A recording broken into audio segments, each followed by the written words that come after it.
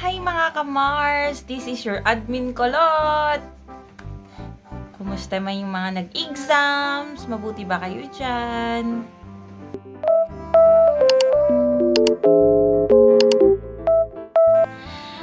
So, our topic for today is tips for the entrance exam. So, ano bang nilalaman ng entrance exam? So, we're not allowed to talk about it because alam niyo na, makasuhan tayo. Privacy nila yun. Baka may matanggap akong sulat. So, di ba? Wag na. So, tips ko na lang doon para sa mag-entrance exam at nakatanggap ng link for that exam. So, kailangan nyo guys ng magandang connection talaga ng internet. Diyos ko talaga mga Mars, yun talaga number 1 na anuhan nyo.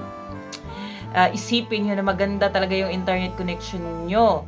Na walang tatawag sa inyo at that time.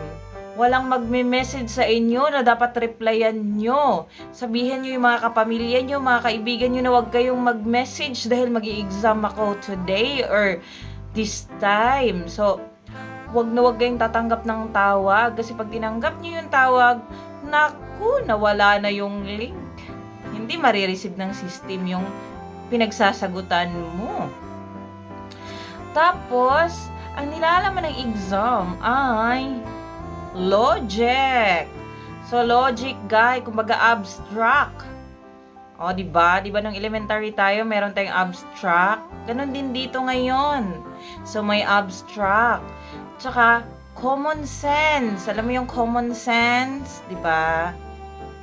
Tapos, math. O, mata-mata. Alam niyo naman yung math. O, bubo ako dyan. O, sige. Math, mga ka-Mars. So, simple mathematics lang naman yun. Tsaka, meron daw yung about sa caregiver. So, yung parang experience mo siguro yun. Tsaka, logic, math, at abstract. O, yun daw. Yun ang sabi ng mga nag-exam. Pero, hindi ko alam kung ano yun. Ha? Pero yung sa amin noon, ganoon rin yun. May mga question din sila. Parang pang Miss Universe ba? Na mayroong question and answer na kailangan mong sagutan ng mabuti. Ganon yun. So, once na nag-exam kayo, sinasabi ko na maganda yung connection na internet nyo.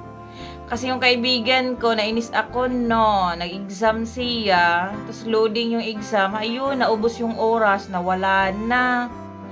Tapos, kailangan nyo din doon sa yung parang comfortable place naman, para makakonsentrate naman kayo kung anong isasagot nyo, guys. Tapos, huwag kayong magmanadli. Take it time.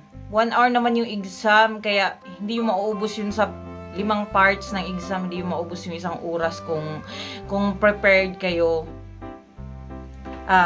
physically and emotionally. Ganon.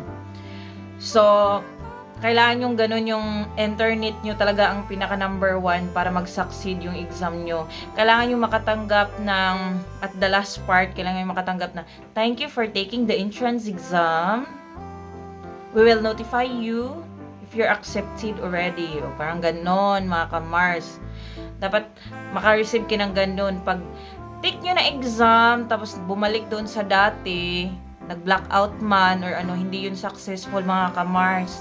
So, masasabi ko sa inyo, mag-apply na lang kayo ulit, diba? So, after 2 months, mag-apply kayo ulit. Tsaka, huwag kayong mainip ha, kasi mahaba-habang panahon ang gugulin natin pag nag-aral tayo sa HSS. So, kaya mahabang pasensya, mga ka-Mars. Yan ang masasabi ko bilang admin ng grupo natin. Tsaka yung buko kumukulot na din, na-stress din dun sa mga nagchat-chat sa akin na ayaw makinig. O, diba? O, sige, bye-bye. Thank you. Kitos palyon. Hehe.